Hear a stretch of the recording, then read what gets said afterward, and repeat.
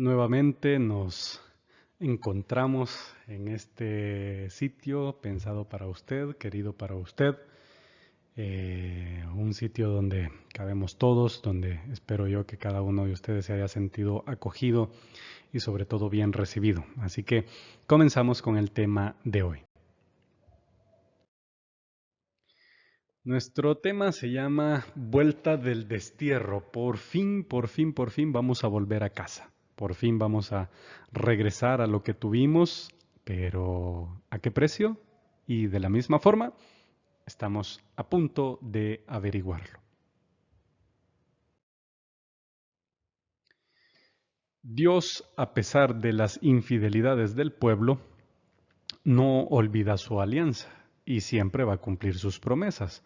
Los anillos, si se fijan, tienen un gran simbolismo. Cuando una pareja se casa, se compromete, da un anillo, ¿verdad? Símbolo de amor infinito, símbolo de una promesa, símbolo de un pacto, de una alianza que se establece con la otra persona. Se supone que así tendría que ser, ¿verdad? Entonces, Dios no olvida esa promesa y por eso también el matrimonio es una de las grandes figuras que se utilizan en la relación del pueblo con Dios.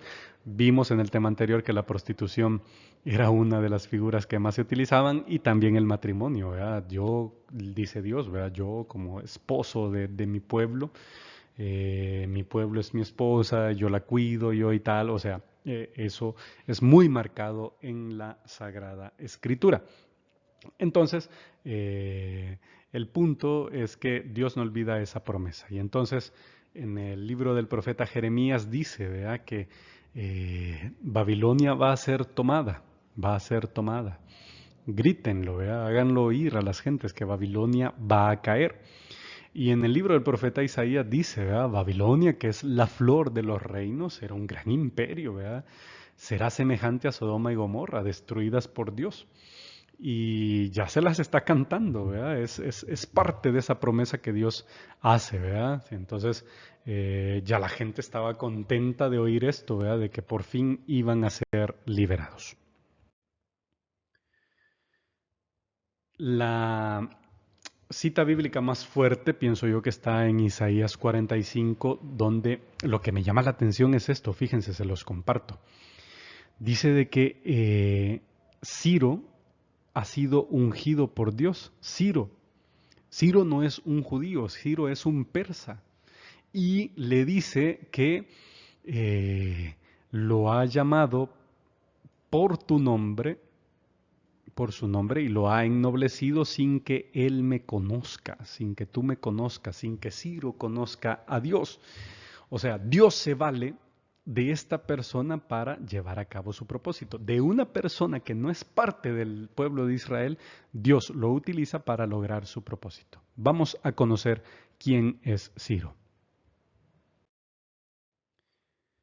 Ciro el Grande, apodado así porque era una forma de manifestar su fama, de manifestar su grandeza. Ciro pues vivió aproximadamente en el 579 antes de Cristo. Ojo, esto no lo había dicho ninguna vez. Ojalá que alguno haya sido curioso y se haya dado cuenta, pero desde que empecé a decir fechas se han fijado que los años antes de Jesucristo se miden de mayor a menor. Se supone que el año cero es donde nació Jesucristo, se supone, investigue si quiere, pero estamos un poquito equivocados con esa fecha, pero el año cero es donde nace Jesucristo y antes de ese nacimiento todos los años vienen de mayor a menor. Del año 1500 al año cero, por poner un ejemplo, ¿verdad? Así que no se asusten que ahí no hay error. Del 579 al 529 antes de Cristo vivió Ciro el Grande. Ese signo de interrogación quiere decir que es aproximado, ¿verdad? Es aproximado esa fecha. No es que sea tan exacta. Entonces, podríamos decir que vivió 50 años. ¿Qué hizo en esos 50 años? Pues Ciro el Persa en el año 539 entra en Babilonia y la destruye. Por fin, después de casi 50 años, el pueblo de Israel logra ver que Babilonia es derrotada ven a Ciro como su gran libertador y en el 538 pues promulga un edicto que concedía a todos los pueblos, no solamente a los judíos, sino que a todos los pueblos que tenía sometido Babilonia, a que vuelvan a su lugar, pueden ser libres. Entonces, es cierto, es una libertad de ya no estar ahí en Babilonia, pero siempre van a depender de Ciro. Jerusalén, por ejemplo, siempre va a ser territorio de Ciro y le van a tener que pagar tributo, pero la gente estaba tan contenta que ya pagar tributo les parecía poca cosa todo lo que habían sufrido. Entonces, la gente súper feliz, súper contenta, se van para su casa y tan felices, ¿verdad? Tan felices los pobres que por fin iban a volver. Así que en el 538 se da la libertad para volver a su sitio de origen. Solamente por cultura general, fíjense todo el territorio que conquistó Ciro, el rey de Persia. A nosotros cuando vimos Persia quizás se nos viene la película esta de Disney, ¿verdad? El príncipe de Persia, Dastai, o se nos viene la película esta de los 300, ¿verdad? Que tiene que ver con el ejército esta persa.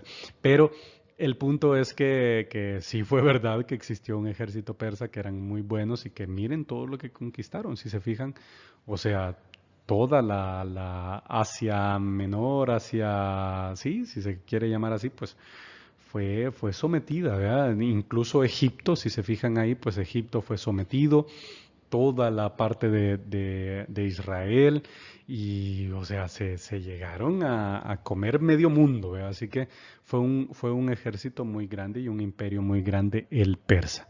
Así que a Ciro le deben la vuelta, la liberación hacia Israel. Entonces, ¿qué sucedió cuando los dejaron ir? En el 538, o sea, nomás dieron el permiso para poder irse a su lugar de origen, los judíos deciden volver a Jerusalén. ¿Qué se encontraron? Pues se encontraron algo totalmente distinto a lo que ellos habían dejado. Han pasado 50 años. Y evidentemente todo ha cambiado. Encontraron ruinas, encontraron lugares desoladores, encontraron que el templo de Jerusalén pues ya no estaba, que todo estaba arruinado. Y es cierto, había una alegría de volver, una alegría de llegar nuevamente a casa, pero ¿a qué precio? Un precio muy, muy grande porque, o sea, es volver a algo que ya nunca va a ser igual. Tal vez a nosotros no nos ha pasado eso, pero imagínense a veces un fin de semana uno que no esté en su casa, ya el cuarto de uno, mamá ya lo asió, ya ni siquiera es el cuarto como lo dejaste, ya te pones, mamá, ¿y quién hizo limpieza? Yo, es que vos nunca haces limpieza. En un fin de semana que nos vayamos, ¿cuánto cambia una casa? Ahora imagínense en 50 años, ¿cuánto va a cambiar un país? Entonces, llegan a Jerusalén, se establecen allí, pero siempre como sometidos a Ciro, ¿verdad? No se logran liberar totalmente. Es una liberación entre comillas, como lo que hoy en día hace cierto país, ¿verdad? Cierto país hace con nosotros, ¿verdad? Ya saben ustedes de quién estoy hablando, que te ayudo, pero a costa de que tú dependas de mí y no le vas a ayudar a nadie más, ¿verdad? Algo así era la liberación. Tenemos libertad, sí, pero entre comillas. Lo primero que los judíos van a hacer a la hora de llegar a Israel es restaurar el templo. Recordemos que uno de los golpes más fuertes que recibieron fue la destrucción del templo de Jerusalén. Era algo que los representaba, era algo que amaban, era algo que evidentemente los unía. Entonces, en el año 515 a.C., reconstruyen totalmente el templo de Jerusalén y esto es, o sea, en tiempo récord, porque imagínense, pónganse a pensar que vienen del destierro, vienen a empezar de cero y empezarse a mover, empezarse a construir entre todos el templo, es un acto de unión total, porque es resurgir de las cenizas, es salir adelante con lo poco que tienen. Y me imagino yo que mucha gente se quedó en Babilonia, tenían sus facilidades, hicieron su vida, hicieron alianzas, hicieron todo tipo de cosas y estas personas también contribuyeron económicamente para que levantaran el templo. Este templo, como un dato histórico anexo, fíjense que el segundo templo de Jerusalén, recordemos que el primero lo construyó Salomón, el segundo templo de Jerusalén lo terminaron en el 515 y lo único que ha quedado de ese templo ha sido el Muro de los Lamentos. Por eso es muy sagrado el Muro de los Lamentos para los judíos. Ojo, si algún día van a Tierra Santa, que te lo deseo de todo corazón que vayas, eh, mucho respeto al Muro de los Lamentos, porque es el único muro que ha quedado de este templo. Por eso es muy sagrado. ¿Qué le pasó a este templo? Pues los romanos lo destruyeron en el año 90 después de Cristo, destruyen el templo de Jerusalén por unas revueltas que se dieron allí en torno a ese tiempo y pues fue lo único que quedó, el Muro de los Lamentos. Por eso es muy importante. Imagínense cuánta historia tiene ese muro. Desde el 515 está allí. Así que, por tanto, es algo que vale mucho la pena tener en cuenta y sobre todo, pues, saber por qué es muy importante para los judíos. Después de estos acontecimientos, pues llega Nehemías, este señor es una especie de alcalde, es un señor que llega a poner un orden social a Jerusalén, a Israel, y fíjense que en el 445 él logra reconstruir las murallas que cuidaban la ciudad de Jerusalén y saca a los extranjeros del pueblo.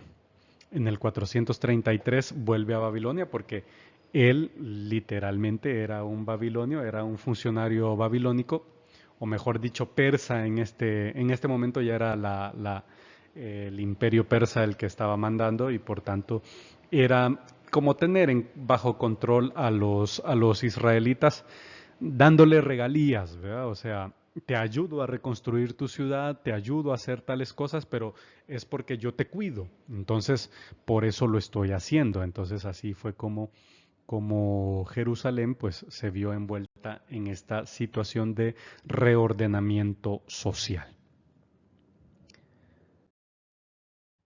Después de la misión social política de Nehemías viene la misión de Esdras. Esdras, su misión fue más de carácter religioso. Él en el año 398 llega a Jerusalén a hacer una reforma religiosa. Es sorprendente cómo una persona a estas alturas de la vida, a estas alturas de la historia de Israel, fuera tan experto en conocer la cultura judía y estuviera tan empapado de la religiosidad judía. Entonces él llega a Jerusalén con el propósito de rescatar la ley, oigan bien, o sea, rescatar la ley y comprometer de nuevo al pueblo con Dios, renovar la alianza que Dios había hecho con su pueblo a través de los sacrificios, a través de tantas cosas que han pasado a lo largo de este recorrido que hemos tenido. Y en este momento, pues la gente reconoce la importancia de volver a Dios, de volver al Dios verdadero. Recordemos que venimos de rebotar con otros dioses, Dios estaba cansado de nosotros, nos había llamado que nos dedicábamos a la prostitución, que habíamos olvidado nuestra alianza, que habíamos olvidado nuestro matrimonio. Entonces, esta es la oportunidad perfecta para volver a reconciliarnos con Él. Yo sé que ustedes alguna vez se habrán quejado de que, ay, estos videos que ya están tan cansados, aburridos, ojalá que ya se termine, ya quiero llegar al último, ya quiero que esto se acabe porque está aburrido, está tedioso, pero siempre hay gente que está peor que uno. Y lo digo en buen plan. Fíjense que Esdras, a él se le ocurrió la magnífica idea de juntar al pueblo de Israel en Jerusalén y leerles, oiga bien lo que voy a decir, leerles de principio a fin los 5 primeros libros de la Biblia, la Torá. Se los leyó sin parar. Oigan bien, 5 libros de la Biblia de inicio a fin, seguidos, a saber por cuánto tiempo se los leyó. O sea que si con 20 minutitos de un video ya estamos, ay, yo ya quiero que se acabe. Imagínense esta pobre gente sin internet, sin series, sin Netflix, sin lo que fuera, parados, sentados o como pudieran estar, escuchando la lectura de los 5 libros primeros de la Sagrada Escritura. Así que imagínense el sacrificio que tuvieron que hacer, que el sacrificio que tuvieron que realizar estas personas. ¿Ok? Entonces, ahí estamos con esta misión de Esdras que rescató a la religiosidad del pueblo. Nuevamente, muchísimas gracias por llegar hasta aquí. Ojalá que hayamos disfrutado, ojalá que hayamos aprendido un montón. Desearle lo mejor, que todo le vaya muy bien y será hasta la próxima. Un gusto.